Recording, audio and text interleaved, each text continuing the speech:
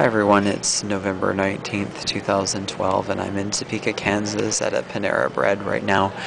I had filmed a clip earlier today which had really nice natural settings and so forth, but the clip came out a little bit scratchy, and so I didn't want to present that one to you.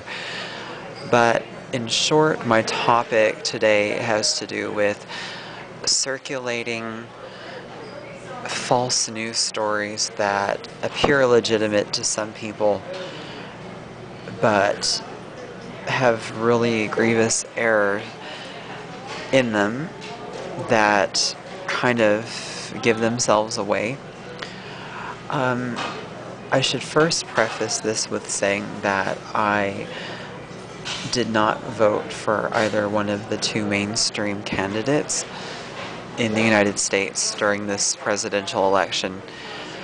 But speaking frankly, I did have a preference for Obama if I had to choose between the two. It's more like I was neutral on him, but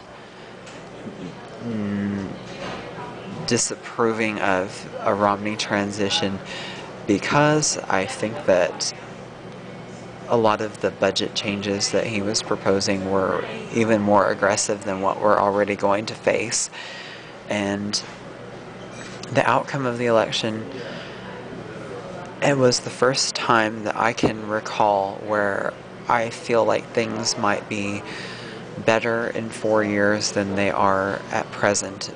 So the second Clinton election, Bush won, I should say George W. The first time and the second time, and Obama the first time. I just had kind of an ominous feeling, but this time around I don't have any serious qualms, though I do say, as I did in articles I've done, that we're not going to go back to the kind of lifestyle and comforts that we had from perhaps the 50s through the 90s.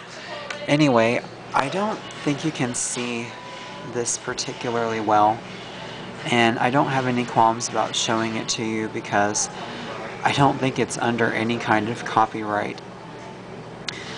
But I do have a tendency to get a lot of forwards from people of the Babyboomer generation in particular, and I'm not lumping everyone in that group, but there is a definite preference for that in that generation.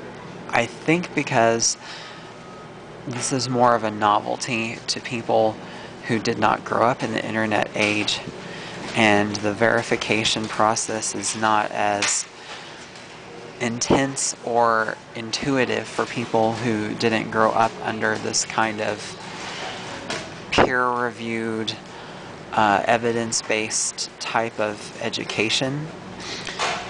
People had a lot more common sense in the past, but I don't know what's really happened in the last 20 years or so where people seem to have let a lot of that go by the wayside.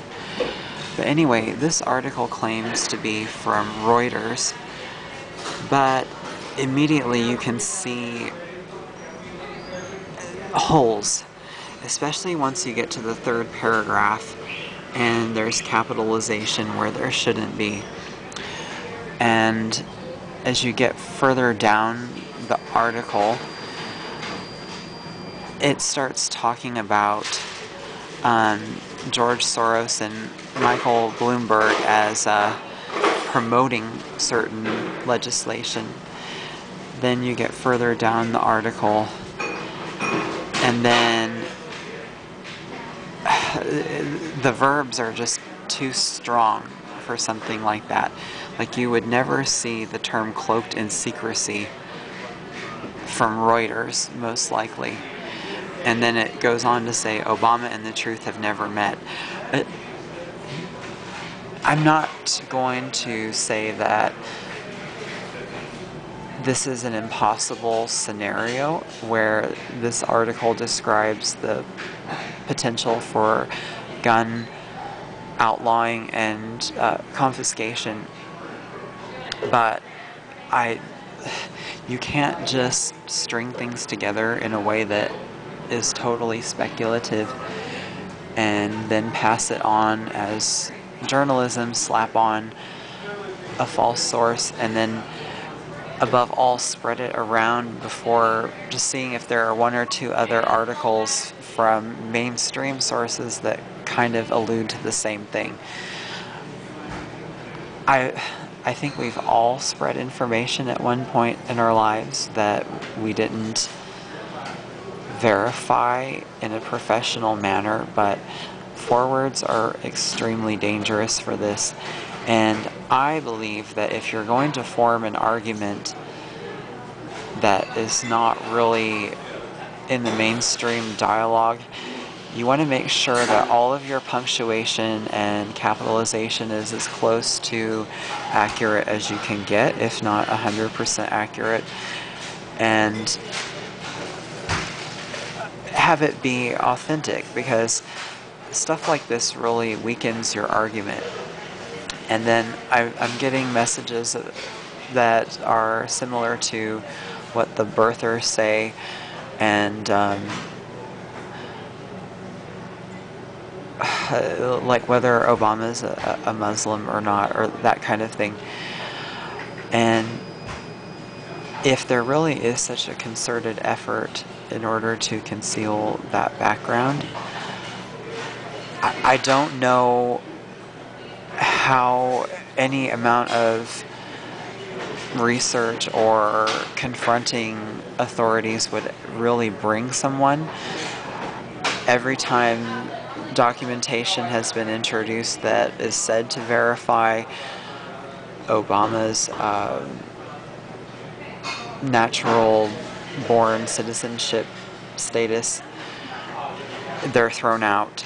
And maybe what the birthers say is true, but if what they're saying is true on the sense that there's this vast conspiracy to cover up his background with lots of probably disinterested or oppositional authorities handling the documentation, then I don't think anything would satisfy that accusation, or any evidence would ever be able to confirm otherwise. And as far as the religious stuff, well, I think more than half of the politicians in the US pretend to be Christian anyway. So that's just my thoughts on that, and I could say so much more. But basically, don't waste your time arguing things that are totally outside of your power, or waste the time of others. And if you really want to do it, synthesize articles that you have put together based on actual research. Otherwise, you have to preface everything that you say with the remarks of "I think" or "I have a feeling that," or something to that effect. Otherwise, it's just not quite frankly legal, even though it doesn't often get pursued in the US. So thanks for watching, and best wishes to everyone. Bye.